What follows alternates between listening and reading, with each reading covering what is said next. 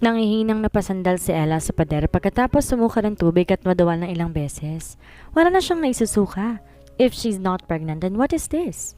Tiningnan niyang namumutlang mukha sa salamin at ang naglalaki ang eye bags. Mukha siyang zombie. Mamamatay na ba siya? Baka inihiling niya na mamatay ng lalaking yon, siya naman ang matuluyan. Di siya mapakali ngayon. 5 araw na siyang ganito at nahihirapan na siya. Kung di siya buntis, baka may malala na siyang sakit. Mabuti tapos ng event nila dito sa Russia at di naman matutuloy yung sa Sicily. Yun ang sabi sa kanya ni Mr. Kim. Di na lang niya tinanong at nagpasalamat na lang siya.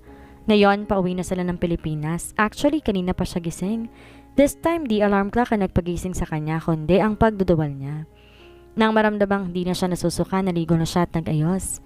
Sinabi ni Mr. Kim mauna siya sa airport at hihintay na lang ng ilang oras si Monreal dahil may biglang nasikasong mahalagang gawain at naging pabor yon kay Ella. Di napigilan ni Ella ang sarili at mahina tong kinurot sa braso na kina-ouch nito. Natawa na mahina si Igan bago sila itulak papasok sa comfort room. Pumasok si Ella sa isa sa mga cubicle na naroon bago hinintay ang pantog niya. Ilang minuto pang lumipas bago niya nagamit ng mga PT, nilapag sa tank cover ng toilet saka sabay-sabay ginamit. Kagat-kagat ang kuko niya dahil sa kaba habang naghihintay ng resulta. Kaba dahil kung negative pa rin to baka may mali talaga sa kanya.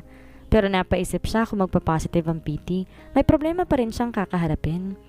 Buhay ka pa ba dyan, Ella? Boses ni Igan. Hoy be, anyari? Sunod ay si Elena. Sinubukan buksan ni Elena ang pinto ng cubicle na agad namang bumukas. Nakita nilang tulala si Ella kaya hinawakan to ni Igan sa balikat at niyugyog. Ayos ka lang? Awang ang labi ni Ella, tinuro ang PT. Bagyang nanginig ang kamay nito. 2 lines, it means positive, right? Di matigil ang pagkabog ng puso ni Ella. Dinig na dinig niyang bawat tibok noon. Nagkatinginan si Elena at Igan bago dumakon tingin nila sa 5 PT. Lahat yon may 2 pulang linya. Oh my! Wow!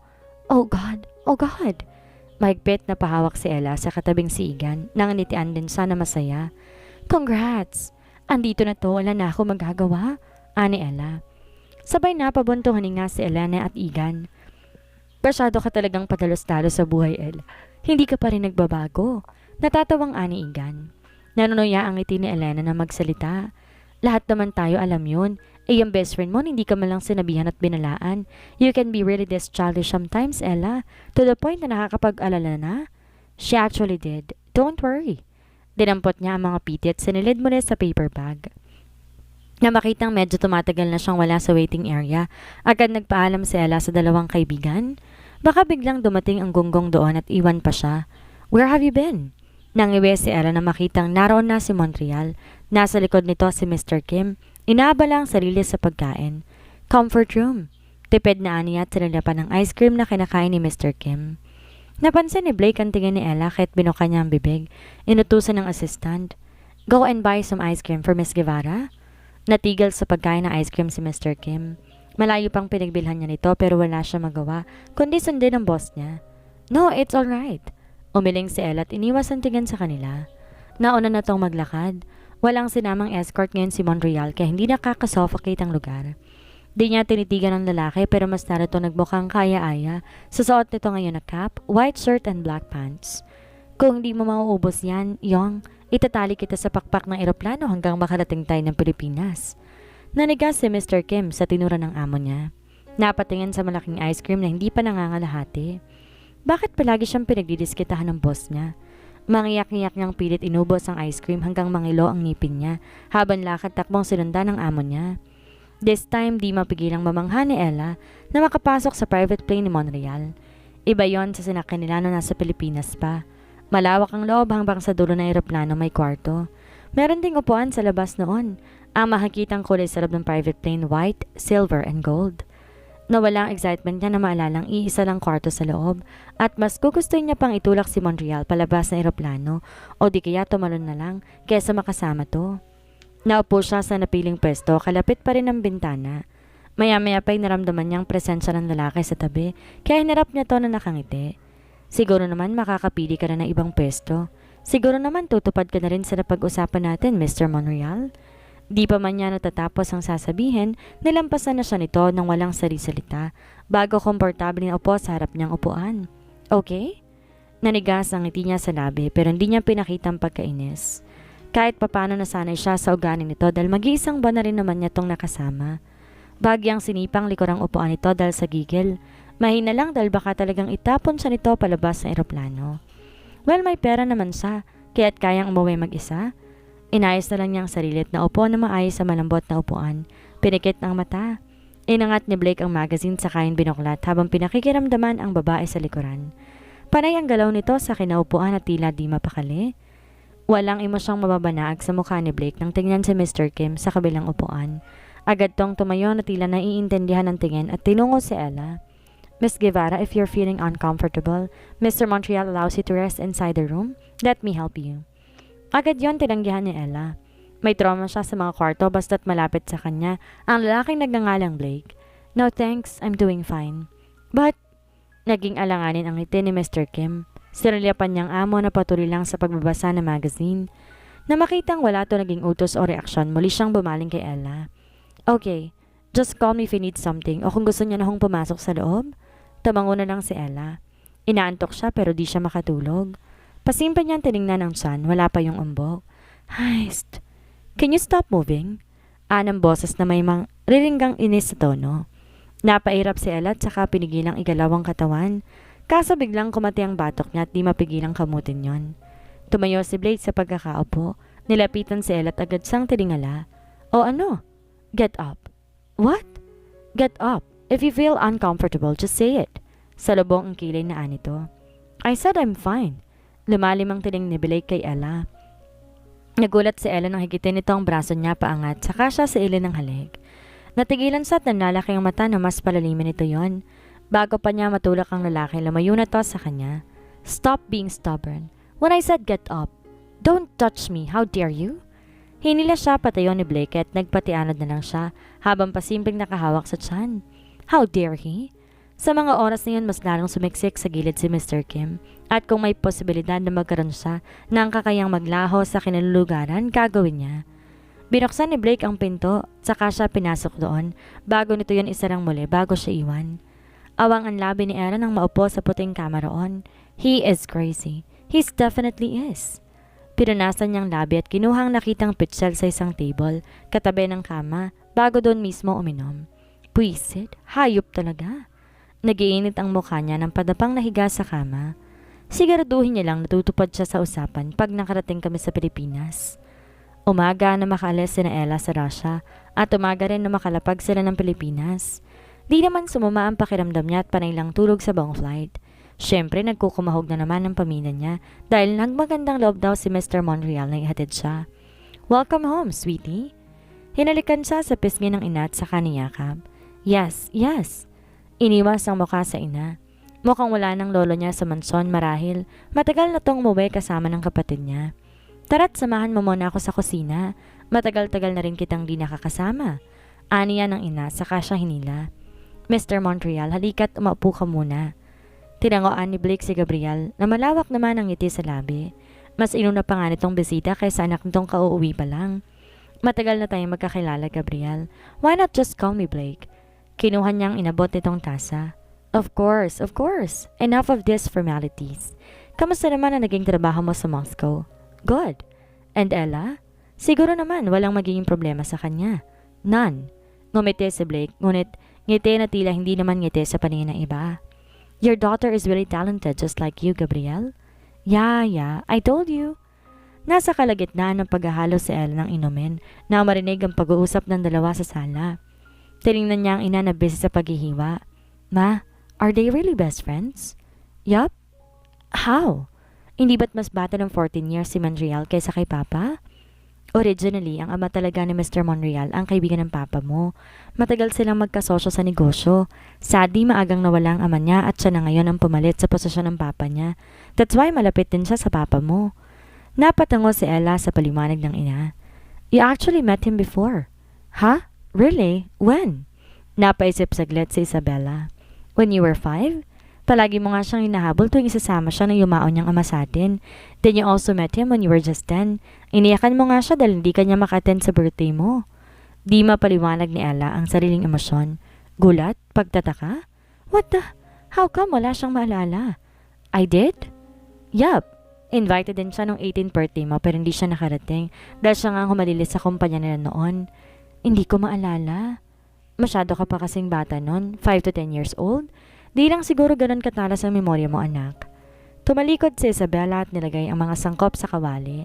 Ang ibang katulong naman ay pinagwalis at pinilinis na lang niya muna dahil gusto niya rin magluto paminsan-minsan. Napaisip si Ella. Tinigil ang paghahalo sa juice at sinalin sa baso bago uminom. And I think back then he likes you too, baby, because you're just too cute and irresistible. Sinusunod niya lahat ng gusto mo at bawat request mo. Ako na nga lang nahihiya minsan eh. Kung di lang dahil sa 7 age gap ninyo, baka siya nang pinakilala mo sa amin ngayon bilang boyfriend mo. Sumama ang mukha ni Ella. Stop it, ma. What? I'm just kidding. He won't like you, so rest easy. No, I am the one who won't like him. Inis niyang tinignan ng ina. Naalala ko pa noon ang palagi mong binubulong sa akin. He's pogi, and I like him each time we saw him. Wala nga siyang matandaan. Stop lying. Fine, your face is already turning red. I'm just teasing you. Nakangiting kinuha niya ang cupcake sa gilid nun, tsaka binigay sa anak. Asar na kinuha yun ni Ella at kinagad. The hell is wrong with her own mother? Saglit siyang nawala, tila to sinapian ng kung ano. Paalam, Mr. Monreal. Maraming salamat sa lahat. Nilakipan niyo ng peking ngiti ni Ella. Wala siya naging sagot at tinitigan lang siya bago ilapat ang palad nito sa uluhan ni Ella na kinabagla ng huli. Malaki ka na nga, Ella. Feeling close? Mapagpanggap? Natawa si na Isabella. Parang kailan lang, no? Pinigilan niyang tabigan ng kamay nito ang ulo niya dahil ang mga magulang nanonood sa kanya. Makamalaki ka na. As if tinuturing siyang baby, pero na nakaraan lang ay may nangyari sa kanilang di kaaya-aya. Ulul! Tinigil niyang walang kwentang pag-iisip dahil nalalaman siya ng inis at kahihiyan. Dumikit siya sa ina. Aalis ka na ba, Blake? Bakit di ka muna magpahinga? Hindi pa ba sapat na naupo siya at siya nang agad ng kanumusta mo, Papa? Isip-isip niya at padagong napairap. I'm good. I'll be going now. Marami pa akong gagawin sa opisina. Anito tinignan ng pambisig na orasan. O siya, sige na. Mag-iingat ka. Aniyang ama na sinundan na palabas si Montreal. Bye-bye, Mr. Montreal. Sana ito na talagang maging huli nating pagkikita. Masayang umiti si Ella at nagpaalam sa ina. Sa wakas, wala nang Monreal na palaging nasa harap niya. Walang negative energy at walang demonyong mananamantala sa kanya. Umakyat siya ng kwarto niya at naligo bago nagbihis. Dapat din siyang tumawag ng doktor at bukas sa bukas magpapacheck up na siya. Inihiga niya ang pagod na katawan. Pansin niyang mabilis rin siyang mapagod itong mga nakarang buwan. Siguro masyado lang siyang okupado para hindi mapansin ng mga sintomas. Tinitigan niyang puting siling. Di nakatakataka na sa murang edad ng ama ni Ella ay maipasok na to sa mundo ng malawakang negosyo. Ang parehong pamilya Guevara at Farafel, which is ang pamilya ng ina niya, ay parehong may family business. Ella's parents married at such a young age. Of course, they did it for connection and business purposes. Nagpakasal sa edad na 20 and they had her at the age of 21. Kaya siguro magulo at kulang-kulang na salitang affection o pagmamahal ang pamilyang to. Narinig niya rin ang usap-usapan na magpunta siya ng Russia tungkol sa lihim na background ni Blake Montreal. Di raw tutanggap ng lola dahil di naman daw legitimate child ang nasabing lalaki. Baka kaya ganun din ang ugali ng hayop na yun, kulang sa aruga. Pero at least nasa pinakatuktok pa rin siya.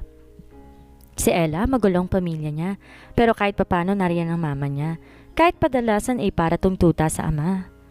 Napahawak siya sa tiyan sa kanang ngiti. Masyado na ako nag-iisip ng malalim. Based on what I've searched about pregnancy, that won't be good for you. Tinap niyang tiyan. Hi, I'm your mama. Mama? Sounds awesome. She felt touched. Lumamlam ang mukha ni Ella. Napahawak siya sa mata at namaramdaman ng luhang pumatak doon. Natawa siya. Why am I crying? Kaya ngayon, iyak-tawa na siya. Mukha tuloy siyang ewan. Mama will protect you. Wala ka man maging ama, I will always be here for you. You won't experience what I've experienced in this household. I will make you happy, you and me. Bulong niya habang hinahaplos ang impis pang tiyan. You're my first baby, and I'm a first-time mother. I'm really not that skilled yet, but I'll still try my very best. Now, Ella really thinks that being pregnant makes one person sensitive. Kulang na lang humagulhol siya. Nang may maalala agad siyang napaupo sa kama. Excited siyang kinuha ang cellphone, tsaka tinawagan si Rian. Ilang beses pa yung nag-ring bago nito sagutin. Rian, what's up? You look happy, huh? Anong meron? Medyo maingay ang background nito bago nito sagutin. Where are you? Tanong niya. Imposible na magpunta ito sa bar na mag-isa. Kung mapupunta man ito ay palaging kasama siya. At a party. Tipid na sagot naman ni Rian. Wait, lalabas ako para mas tahimik. Anyways, ano nga ulit yon? Bumalik ang ngiti ni Ella sa mukha. You won't believe it. I won't believe what? You really look excited. Natawat to na mahina. I'm pregnant. Mababakas ang saya sa tono ng boses niya. You're what? I'm pregnant. Ha? How? Paano mo nasabi? Diba? Di pinansin ni Ella ang tono ng boses ng kaibigan, saka nagpaliwanag. I took a test after 1 week, then I bought 5 pregnancy tests to be sure, then boom, it's positive. Di bumababa ang tono ng boses niya. Makikita rin ang maningning na mata ng dalaga habang kausap ang kaibigan sa cellphone. Really? Yup. Then that's... Ayoko munang mamroblema sa mga bagay-bagay na hindi pa nangyayari. Ilang segundo bago nakasagot si Rian. How about getting rid of that thing? What do you mean? Buoba ang tono ng boses ni Ella. Humigpit din ang kapit niya sa cellphone na hawak. I mean, what do you mean, Rian? Inulit niyang tanong, ngunit may diin ng bawat salita. No, Ella, don't get me wrong. I am just worried. Nalukot ang mukha ni Ella. Worried? If you're really worried, you will not say that to me. Look. Dirig niya ang paghinga na malalim ni Rian mula sa cellphone. No, stop. Alam ni Ella kung itutuloy pa nitong sasabihin, baka sumabog na siya. Alam ko kung anong gusto mong mangyari, but this child is not a thing.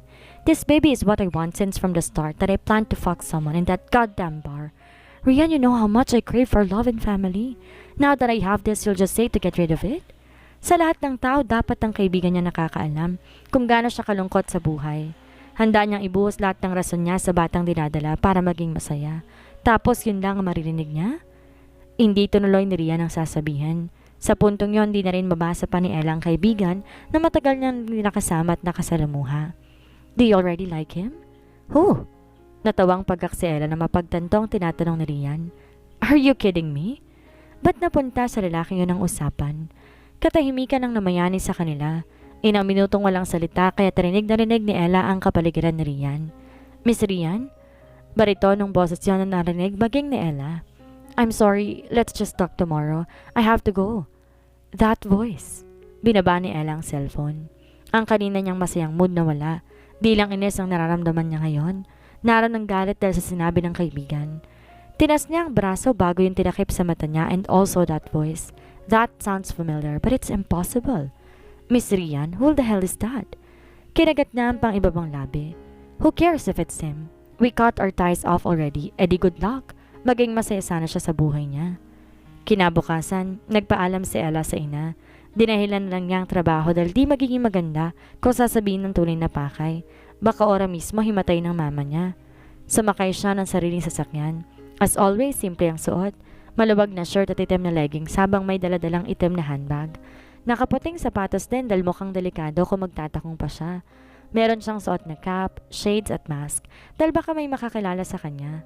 Ang pinuntahan niyang ospital di ganon kasikat ngunit maganda. Halatang on hand sila.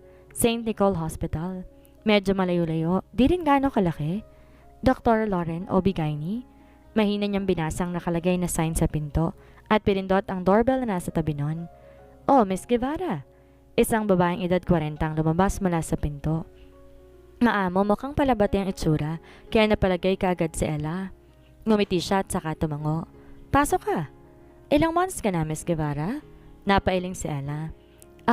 It's actually my first time doing this ultrasound. Napatango ang doktor at saka siyang